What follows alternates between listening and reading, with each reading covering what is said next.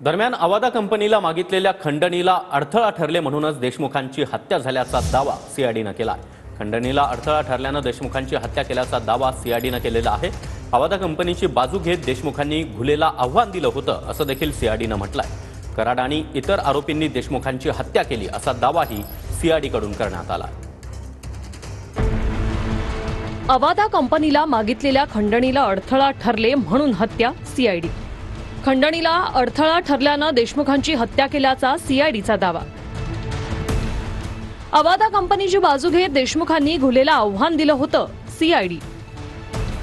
अवादा कंपनीचे शिवाजी थोपटे यांना परळी कार्यालयात बोलावून कराडने 2 कोटी खंडणीची मागणी केली।